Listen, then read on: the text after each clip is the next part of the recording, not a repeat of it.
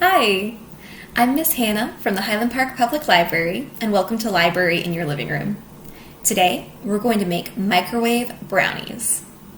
So this recipe is awesome when you want a quick dessert and you don't feel like making an entire tray of brownies in the oven, because one, that takes a really long time, and two, a whole tray of brownies is a lot to eat for one person. So I'm going to show you a quick, easy way to make a dessert for one. So what you're going to need for this recipe is a microwave-safe coffee mug, a tablespoon, a regular spoon, and then cocoa powder, sugar, vegetable oil, flour, and milk. Now you might be wondering, how can I tell if a mug is safe to put in the microwave or not? So one really easy way is to check the bottom of the mug. Most of the time it'll say on the bottom whether it's microwave safe or not. If it doesn't say that it's microwave safe, you could run a test to see if it is actually safe for the microwave. Be sure to ask an adult before you run this test. What you'll do is put the empty mug in the microwave along with a full cup of water. Now make sure that the cup with water in it is microwave safe before you run this test. Next, what you'll do is run the microwave for 1 minute. And then after that minute is up, check your empty mug and see how it feels. If it feels hot or warm, that means it is not microwave safe. But if it doesn't feel any hotter than it was before, then you can probably put food inside of it, food or drink, to microwave it. Now, in general, most glass or ceramic mugs are microwave safe unless it has a special glaze on it or if it has any kind of metallic paint. And then most things that are made out of plastic are not microwave safe unless it has that special microwave safe stamp on the bottom. And if you're ever in doubt, be sure to check with a grown-up in your house before you start microwaving things, because it's really easy to break a microwave. All right, so back to our recipe.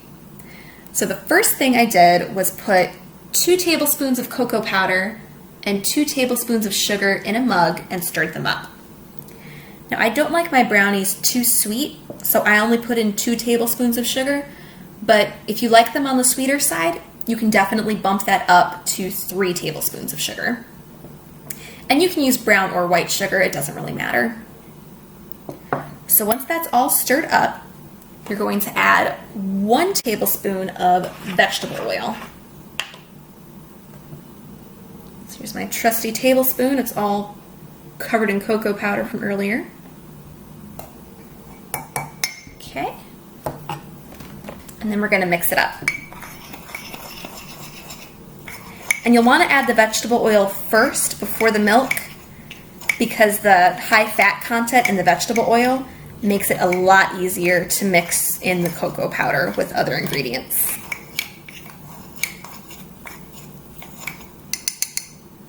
Okay, so once the mixture starts to look kind of clumpy, you're going to add 3 tablespoons of flour. And I already measured it out in advance because I am so smart. So we'll dump the flour in and then stir that. Now at this stage, the mixture is really dry and clumpy and kind of hard to stir together, so just do the best you can. And it's okay if it's lumpy at this stage, so that's kind of what it looks like with the flour. And then the very last thing you add is 3 tablespoons of milk. I'm using almond milk today because that's what I have in my house, but regular dairy milk works totally fine too. And you can use skim milk, 2% milk, almond milk, soy milk. I've tried this out with all kinds of milks, and it always works. All right, so there's 3 tablespoons of milk, and then we're going to give it 1 final stir.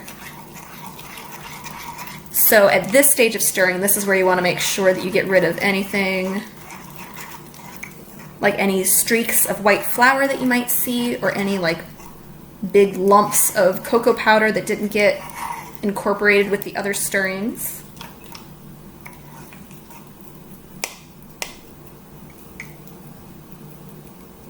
Okay, and then once you don't see any more like white streaks of flour, then it's pretty thoroughly mixed. You might see a couple of lumps, but that's okay. So that's what it looks like before it bakes in the microwave. It's very thick and gooey and a little bit shiny from the vegetable oil. All right, so now we're going to microwave this on high for 1 minute, and I'll show you what it looks like when it's all baked. Okay, it is all ready. And the mug is kind of hot, so be careful when you take it out of the microwave.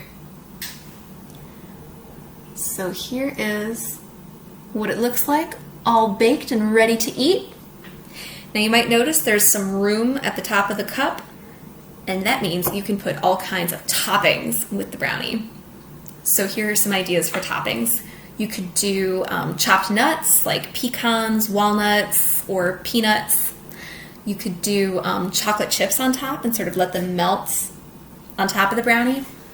You can do a big old scoop of peanut butter. You could also add a scoop of vanilla ice cream or whipped cream.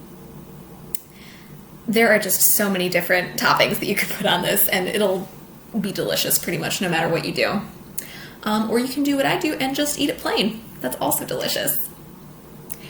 All right, so that is how you make a microwave brownie.